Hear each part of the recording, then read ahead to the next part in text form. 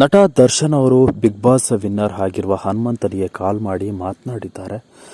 Wish ಮಾಡಿದ್ದಾರೆ. ಬನ್ನಿ ಏನು ಹೇಳಿದ್ರು ನೋಡ್ಕೊಂಬರೋಣ. ಈ ವಿಡಿಯೋ ನೋಡೋಕ್ಕೂ ಮೊದಲು ನೀವು ನಮ್ಮ ಚಾನಲ್ಗೆ ಸಬ್ಸ್ಕ್ರೈಬ್ ಆಗಿಲ್ಲ ಅಂದರೆ ಈ ಕೂಡಲೇ ಸಬ್ಸ್ಕ್ರೈಬ್ ಆಗಿ, ಹಾಗೆ ಪಕ್ಕದ ಬೆಲ್ಲೈಕನ್ ಕ್ಲಿಕ್ ಮಾಡ್ಕೊಳ್ಳಿ ವೀಕ್ಷಕರೇ.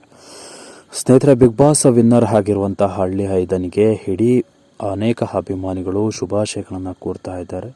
ಬಿಗ್ ಬಾಸ್ ವಿನ್ನರ್ ಆಗಿರುವಂತಹ ಹನುಮಂತನ ಕಾಮಿಡಿ ಹಾಗೂ ಹಾಡುಗಳನ್ನು ನೋಡಿ ಖುಷಿಯನ್ನು ವ್ಯಕ್ತಪಡಿಸಿದಂತಹ ನಟ ದರ್ಶನ್ ಅವರು ಕೂಡ ಇದೀಗ ಬಿಗ್ ಬಾಸ್ ವಿನ್ನರ್ ಆಗಿರುವಂತಹ ಹನುಮಂತ ಎಂಬ ವಿಚಾರ ಕೇಳ್ತಿದ್ದಂತೆ ನಟ ದರ್ಶನ್ ಅವರು ಹನುಮಂತನಿಗೆ ಕಾಲ್ ಮಾಡಿ ವಿಶ್ ಮಾಡಿದ್ದಾರೆ.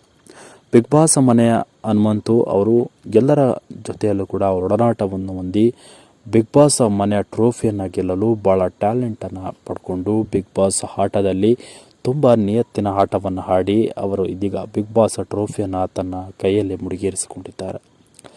ಬಿಗ್ ಬಾಸ್ ಮನೆಯಲ್ಲಿ ಗೆದ್ದಿರುವಂತಹ ಹನುಮಂತ ಯಾವುದೇ ಕೋಟ್ಯಾಧೀಶ್ವರ ಅಲ್ಲ, ಬಡವ ಅನ್ನೋದನ್ನು ಅನೇಕರು ಗುರುತಿಸಿಕೊಂಡಿದ್ದು, ಹನುಮಂತ ಗೆದ್ದರೆ ಇನ್ನಷ್ಟು ಕಾಮಿಡಿಯಾಗಿ ಆಗಿರ್ಬೋದು, ಹಾಗೆ ಇನ್ನಷ್ಟು ನಗಿಸುವ ಒಂದು ಸರ್ದಾರ್ನ ಆಗ್ತಾನೆ. ಹನುಮಂತ ಗೆಲ್ಲಬೇಕು, ಹನುಮಂತ ಭಾಳ ನಿಯತ್ತಾಗಿ ಆಟ ಆಡಿದ್ದಾರೆ, ಯಾರ ಬಳಿಯೂ ಕೂಡ ಗಲಾಟೆ ಮಾಡ್ಕೊಂಡಿಲ್ಲ, ಹನುಮಂತ ವಿನ್ನರ್ ಆಗಬೇಕು ಅಂತ ಅನೇಕ ಜನ ಆಶೀರ್ವದಿಸಿ ಇವತ್ತು ಹನುಮಂತನನ್ನು ವಿನ್ನರ್ ಮಾಡಿದ್ದಾರೆ.